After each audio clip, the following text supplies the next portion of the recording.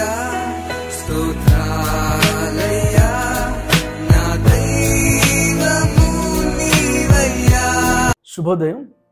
క్రీస్తు యేసునందు ప్రియమైన విశ్వాసులారా, మన రక్షకుడైన యేసుక్రీస్తు యొక్క పవిత్ర నామములో మీ అందరికీ ఉదయకాల శుభాలు తెలియజేస్తున్నాను.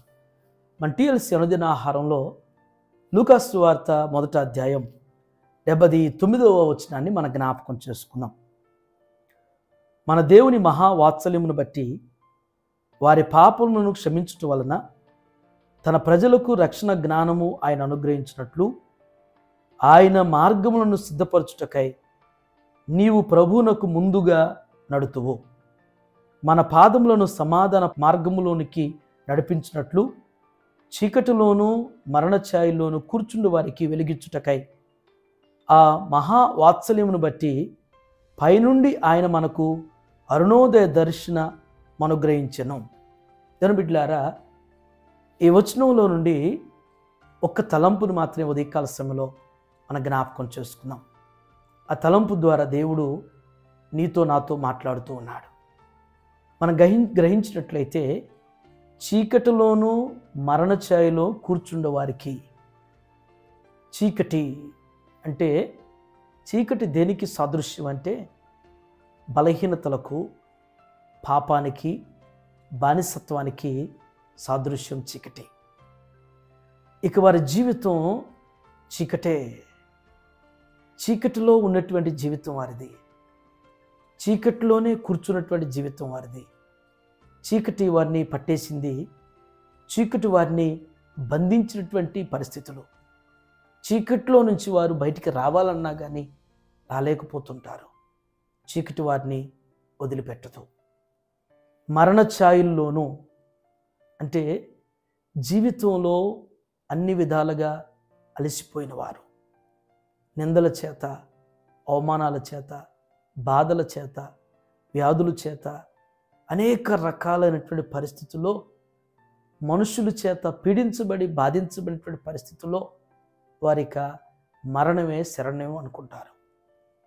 ఒకవైపు పాపం, అపవాదైనటువంటి వాడు అనేక రకాలుగా మరి వారిని వేధిస్తూ బాధిస్తున్నటువంటి పరిస్థితులు ఉంటే, లోకంలో ఉన్నటువంటి మనుషులు కూడా మరి ఆ విధంగానే బాధించేటువంటి వారుగా, వేధించేవారుగా, విసిగించేవారుగా పరిస్థితులు ఉంటుంటే వారు మరణ ఛాయల్లో ఉన్నటువంటి వారు. మరణ ఛాయల్లో కలిగి ఇక మరణానికి దగ్గరగా, మరణం అలుక్కుపోతున్నటువంటి పరిస్థితులు ఉన్నటువంటి వారు. ఇలాంటి వారికి వెలిగిచ్చుటకై, చీకట్లోనూ మరణ ఛాయల్లో కూర్చున్నటువంటి వారికి వెలుగునివ్వటానికి లోకరక్షకుడు ఈ భూమి మీదకి వచ్చాడు. మనల్ని చీకట్లో నుంచి వెలుగులోనికి పిలవటానికి, మరణ ఛాయల్లో నుంచి మరణం అనేటువంటి ఆ యొక్క ఊబిలో నుండి మనల్ని పైకి తీసుకోవటానికి, మనల్ని, మన జీవితాన్ని వెలిగించటానికి, మన బ్రతుకులను వెలిగించటానికి, మన కుటుంబాన్ని వెలుగుతో నింపటానికి లోకరక్షకుడైనటువంటి మన ప్రభు ఈ అడ్వెంట్ సీజన్ని మన జీవితాలకు ఇచ్చాడు.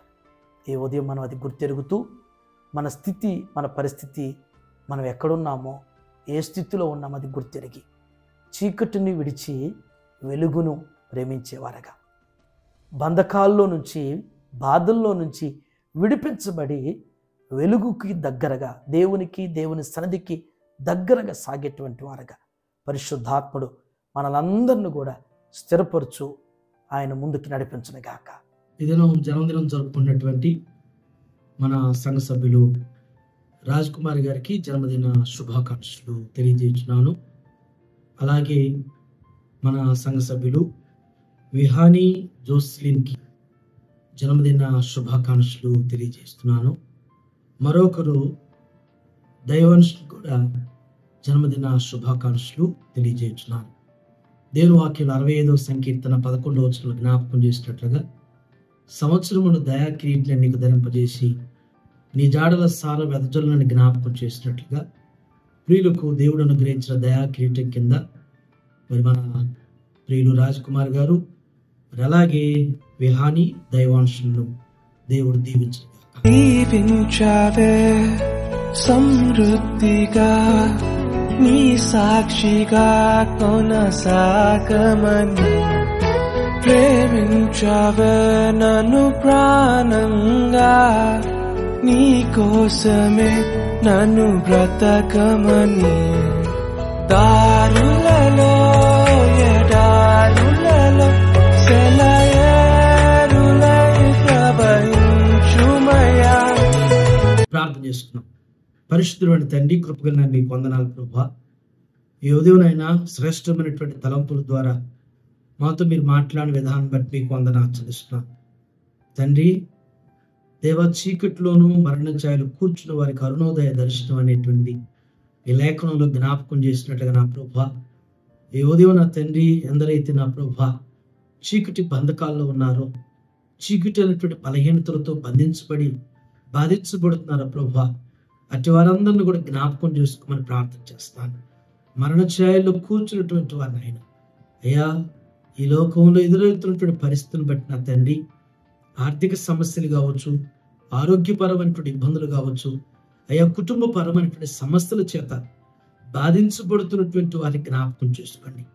వారి జీవితాలకు నాయన ఇక మరణమే శరణం అనుకున్నటువంటి పరిస్థితులు ఉంటుంటే ప్రభా, అతి బలహీనంగా నాయన కురింగినటువంటి వారిగా ఉన్నటువంటి వారిని ప్రత్యేకంగా మీరు జ్ఞాపకం చేసుకుని వారిని మీరు బలపరిచి మీరు నాయన వారి స్థితి నుంచి మీరు లేవనెత్తమని ప్రార్థన చేస్తున్నాను తండ్రి.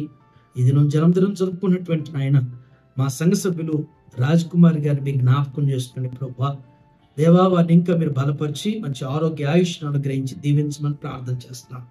అలాగే నాయన విహానీని జ్ఞాపకం చేసుకుని ప్రభా, వారి తల్లిదండ్రులు ప్రఫుల్ మౌనికాను బట్టి మీకు వందనాలు చెల్లిస్తున్నాను తండ్రి.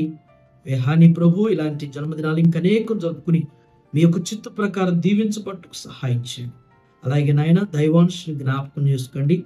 అయ్యా బిడ్డ నాయన మంచిగా నా తండ్రి బిడ్డ తాగుతున్న పాలలో పిలుస్తున్న గాలిలో బలాన్ని శక్తిని అనుగ్రహించండి. వారి తల్లిదండ్రుల ప్రభు మరి సుమాన్ బట్టి సురేష్ని బట్టి మీకు వందనాలు ప్రభు. వారిని మీరు దీవించి మీ కృపలు బలపరిచి దైవికంగా నాయన ఈ బిడ్డను పెంచగలిగినటువంటి తల్లిదండ్రులుగా మీరు ఆస్వాదిస్తూ మీ కృపలు వర్ధలింపచేయమని యేసు నామములో ఈ ప్రార్థన మీకు సమర్పించున్నాను తండ్రి. Amen. God bless you all.